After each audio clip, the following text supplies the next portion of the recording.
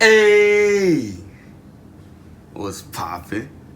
I said was poppin', was poppin', was goody, goody, good. You dig me? Look. You feel me? We about to get into a reaction video, you dig me? We coming out with bangers. I know I haven't posted in a while, but look, we gon' come out with bangers. I might go back to back, no Drake, you feel me? Back to back, no Drake.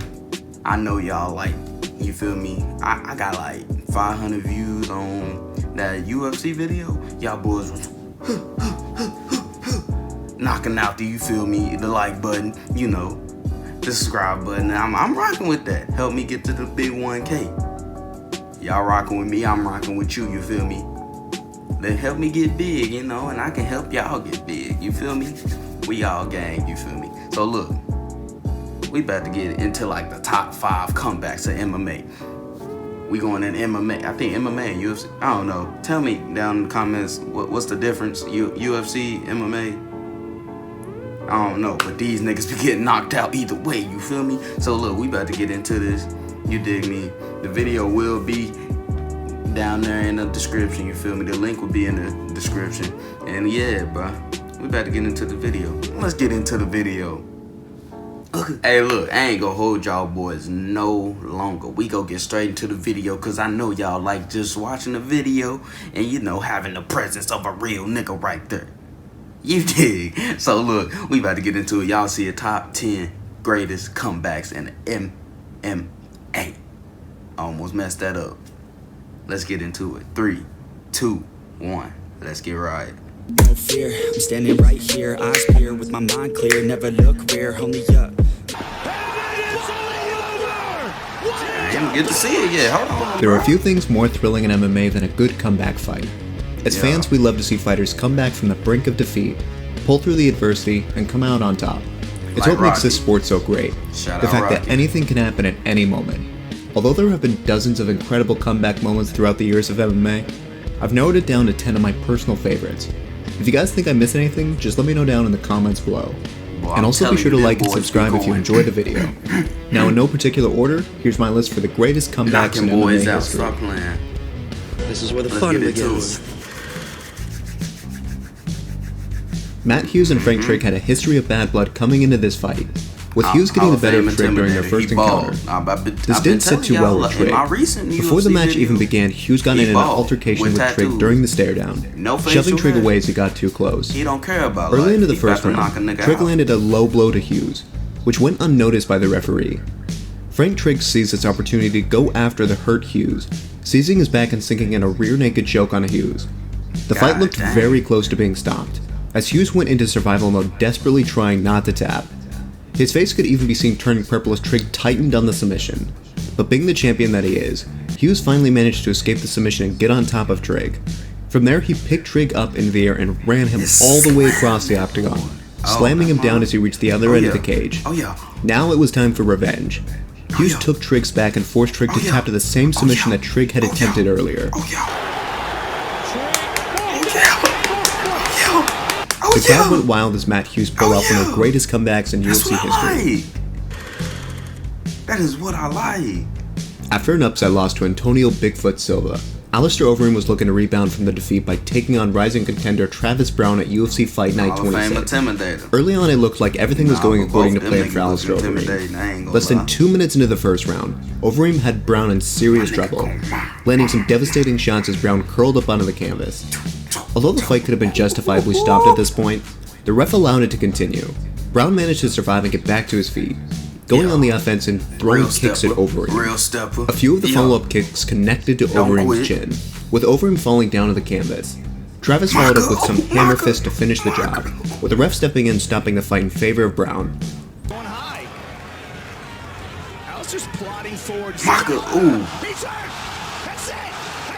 And just like that, Browne went from losing a fight to finishing a top heavyweight with a satisfying knockout. And I clearly felt a tap. Well, let's take a look at it. Well, it didn't look like a tap to us. Hey, man. Pat Barry came into the fight with Cheick Kongo with 5 out of 6 of his wins ending by way of knockout. Combine that with the fact that Kongo also had several knockouts on his resume, fireworks were to be expected. Barry delivered on those expectations, hurting Kongo early and dropping him to the mat. The fight looked to be on the verge of being stopped right there, but Kongo miraculously managed to get back to his feet. Barry went after Kongo and once again set him down, with the fight appearing to be stopped at any minute. He is not Yet again, Kongo somehow managed to get back to his feet and continue to fight. At this point, Barry decided to go for the kill. Kongo capitalized on this and hit Barry with a perfectly timed strike that sent him down completely stiff. Trouble though. Barry looks at Barry's down. A follow-up shot sealed the deal, and Barry laid there completely out cold. It was one of the wildest and craziest comebacks in UFC history. Out of here. Now for real. By the time UFC 117 came around, Anderson Silva was already widely recognized as the top pound-for-pound fighter in the UFC, and he'd already made 6 successful defenses of his middleweight title. So when the lesser-known challenger Chael Sonnen came along and unleashed a tirade of insults and trash talk onto Silva, few actually believed he'd be able to fall through with it and deliver on his promise to defeat Silva. There's this dirtbag named Anderson Silva. When Anderson Silva walks into a room, you could hear a rat piss on cotton. I don't want to fight Anderson. I want to beat him down. I want to destroy Anderson. He's got a black belt under the Nogueira brothers. Yeah. I think a black belt under the Nogueira brothers is saying I got a free toy in my Happy Meal. Well, Anderson's a fraud. He's a liar. Hey, he's talking that reckless This is going to be a one-sided pounding, and I'm swinging the hammer. But once fight night came, everyone soon found out that Chael Sonnen meant business. Early on, Sonnen landed some solid shots to Silva, and proceeded to take him down and beat the hell out of him for 4 straight rounds. Silva had never been dominated like this before, and it was clear going into the 5th round that Silva was going to lose his title unless he managed to finish Sonnen. With 2 minutes left in the final round, Silva went into desperation mode and slipped in a slick triangle choke onto Chael. This is trouble. Can he choke out Chael Sonnen? Oh yeah, he about to Although slam Chael Sonnen him. briefly fought up the submission, he was eventually forced to tap out. Dang. It was a jaw-dropping and unbelievable moment both for Anderson Silva as well as the fans watching the fight. Hit with a submit. Brock Lesnar vs. Shane Carwin was being hyped as the biggest fight in UFC history at the time.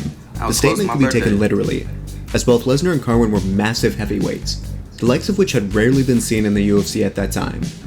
As Brock looked to defend his title as the UFC heavyweight champion, interim heavyweight champion Shane Carwin came into the fight as a terrifying opponent, boasting a 12-0 record with all 12 of his wins coming inside the first round, many of them by knockout. 12-0, when the fight began, it immediately looked like Carwin was going to make this a quick night for Lesnar.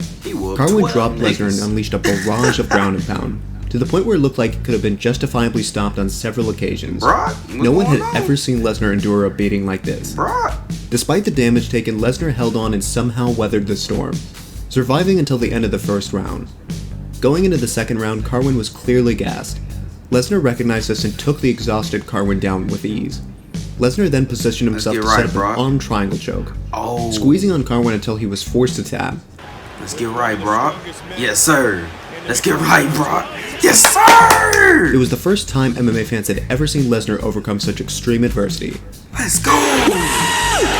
Yes, sir. Hey, man. Shout out to him. On paper, this fight seemed like a mismatch. Todd Duffee had been on a tear at this point, and came into the fight 6-0, with all of his wins coming by way of knockout, and 5 out of 6 being stopped in the first round. The impressive record along with his freak muscular physique made him the betting favorite coming into the fight with Mike Russow. Duffee dominated Mike Russow during the first 2 rounds, and looked like he had the fight in the bag. If Mike Russow was somehow able to survive until the end of the fight, the best case scenario looked like a lopsided victory for Duffee. Going into the 3rd round, Duffee began to visibly wear down, and Russow took this opportunity to land a clean right hand to Duffee's chin. Backed up.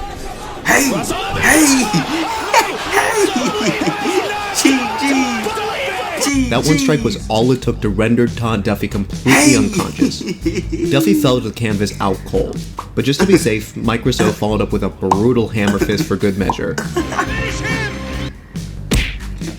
It was both an impressive and hilarious comeback from Mike Russow.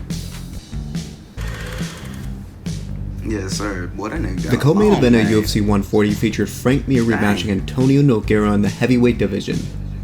When they first met at UFC 92, Mir defeated Nogueira via 2nd round knockout, becoming the first man to ever finish Nogueira. However, Nogueira claimed he had suffered from a staph infection prior to the fight, which had eventually led to bad blood between the two.